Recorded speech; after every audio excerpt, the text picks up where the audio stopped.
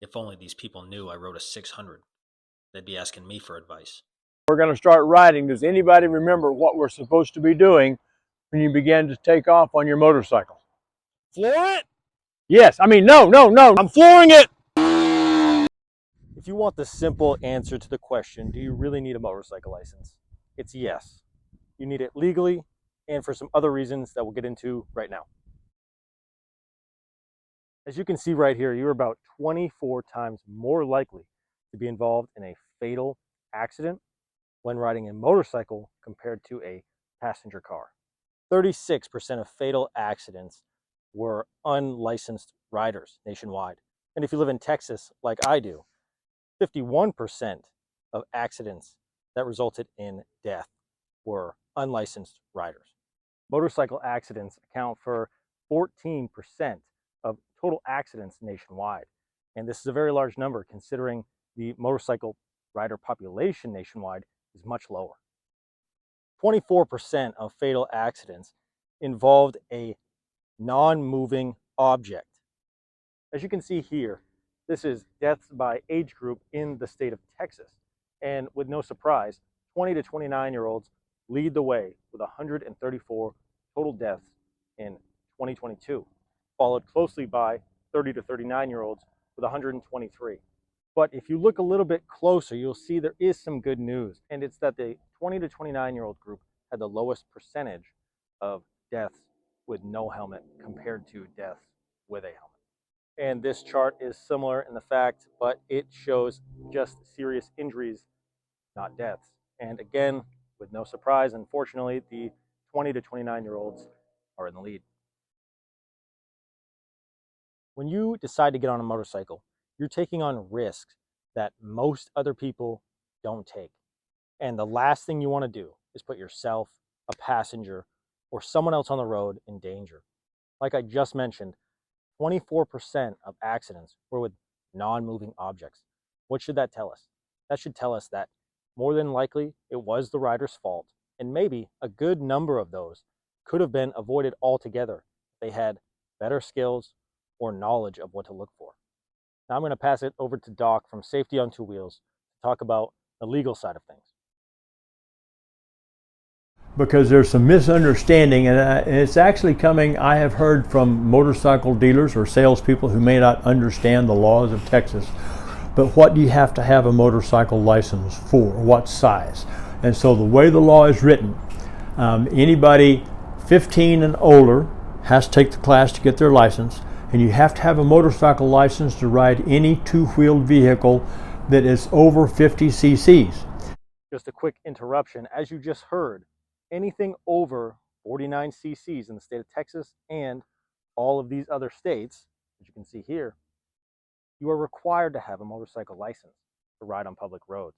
And that includes the Honda Navi, the Honda Grom, the Honda Monkey, the Z125, all the 125 mini motos, or if you were smart and you bought the Kimco Spade 150, this is also included. You do need your license.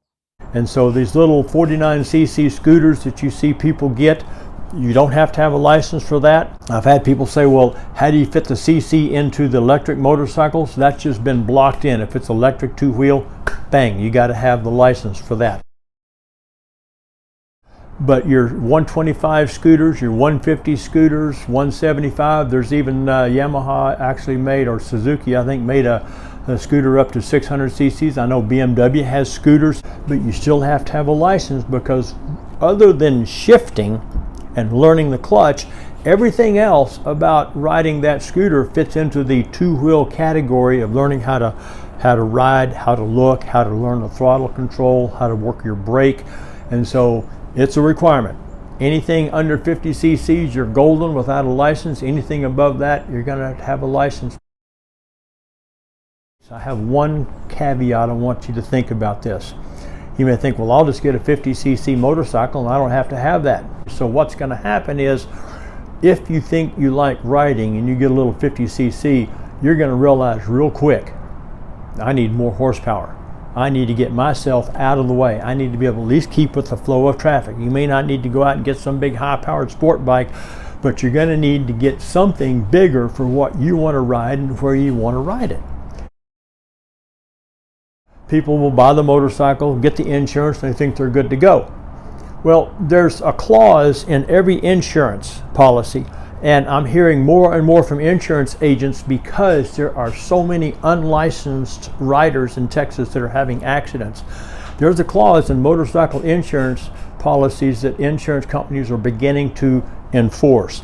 And the way that clause reads, basically, I don't know the actual legal verbatim, but basically, if the motorcycle is being used for illegal purposes, they don't have to pay for the accident. That means they don't have to fix your motorcycle. They're not responsible for any damage you do to somebody else or somebody else's vehicle.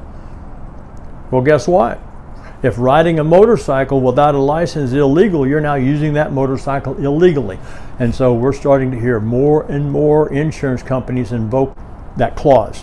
If you're out there and you think, well, I'm fine, I'll be fine with this, I don't have to have a license. You do. If you have an accident and you don't have a license, you have a high probability today, and even more so as the future comes on, of your insurance company saying, sorry, but we're not paying for your bike, and you're responsible for any damage you've done to anybody else or to a passenger. So keep this in mind.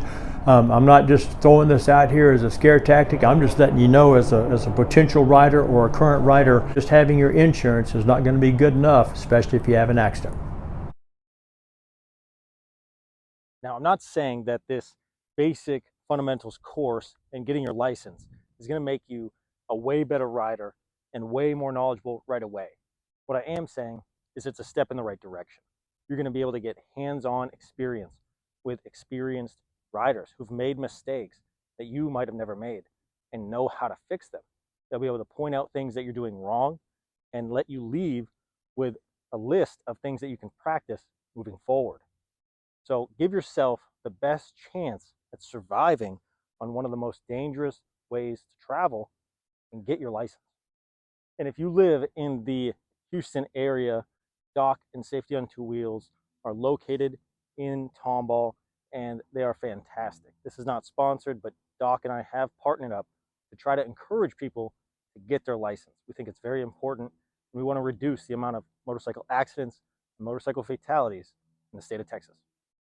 Now, if you're interested in getting your license, go ahead and click this video. This will explain everything you need to know about the MSF course. And if you want to see more videos of Doc and I working together, click this playlist right over here. Rapping when they all want me to sing on. They all want an album, so I gave them 20 singles. Yeah, I'm trying to get a hit, that's why I swing.